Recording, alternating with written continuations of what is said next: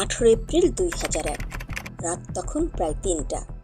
আকাশে মেঘ জমেছে, বাতাসে টান টান উত্তেজনা।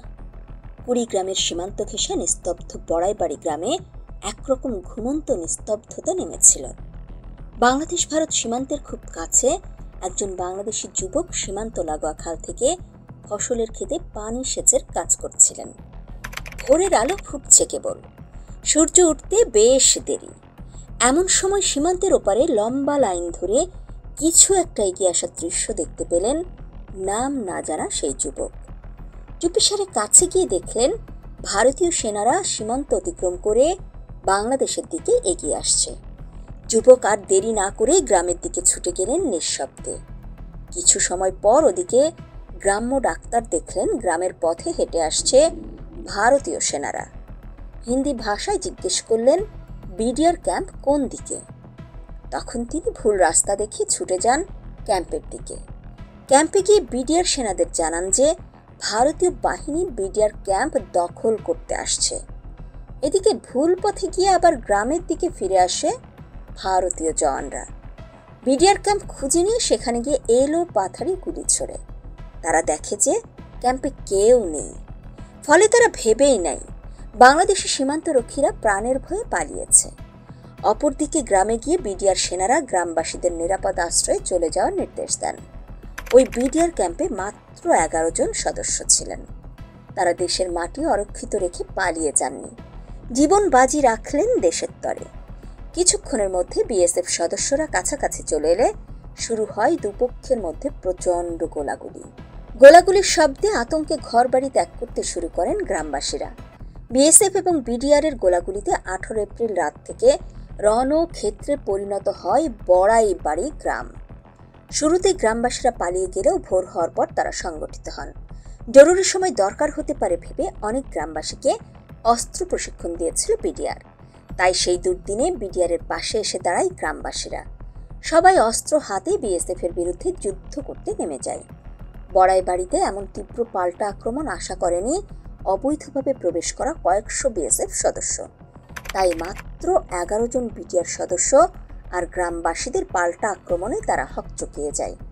পুরো এক ব্রিগেড ভারতীয় বাহিনী গ্রামে প্রবেশ করা দেখে মোটেও ঘাবড়ে যাননি বিডিআর সেনারা। যখন তারা দেখলেন ভারতীয় সেনারা গ্রামে লুটপাট করছে, তখন তাদের পিছু হটানোর জন্য ফাঁকা গুলি ছোড়া হয়। এতে করে ঘাবড়ে গিয়ে ওই ভারতীয় সৈন্যরা এলো পাথারি গুলি ছুটতে থাকলে পরিস্থিতি নিয়ন্ত্রণের বাইরে চলে যায়। 11 জন সদস্য 11টি ভিন্ন ভিন্ন পজিশন থেকে পাল্টা হামলা চালালে ভারতীয় সেনারা ধরে নেয় তাদেরকে চারিদিক থেকেই ঘিরে ফেলা হয়েছে।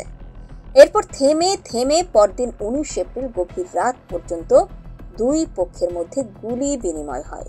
এক পর্যায়ে ভারতীয় সৈন্যরা অস্ত্র শস্ত্র ফেলে পিছু হটে এবং পালিয়ে যায় ভারতে।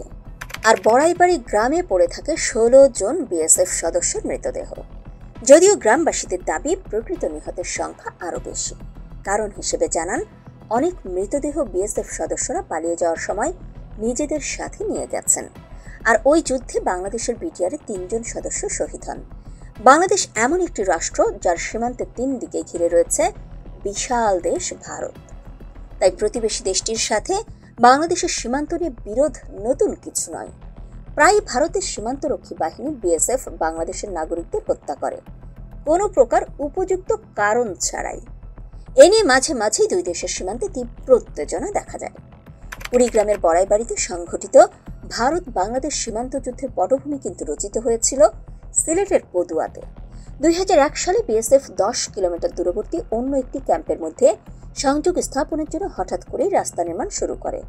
খুব স্বাভাবিকভাবেই বাংলাদেশের সীমান্তরক্ষী বাহিনী বিডিআর তাতে আপত্তি তোলে, তবে বিএসএফ তাতে কর্ণপাত করেনি। এরপর সিলেটের পদুয়াতে বিডিআর কঠোর হওয়ার সিদ্ধান্ত নেয় এবং সেখানে অস্থায়ীভাবে 3টি ক্যাম্প স্থাপনের সিদ্ধান্ত নেয়।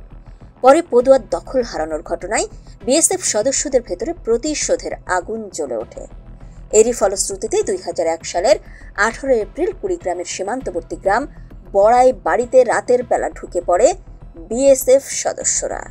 ভারত বড় দেশ, সেনাবাহিনী বিশাল, অস্ত্র আধুনিক, কিন্তু বড়াইবাড়ি প্রমাণ করে যুদ্ধ কখনোই সংখ্যা বা আধুনিক অস্ত্রে জেতা যায় না, যুদ্ধ জেতা যায় মনোবলে, নৈতিকতায়, নিজের মাটির প্রতি অকৃত্রিম ভালোবাসায়।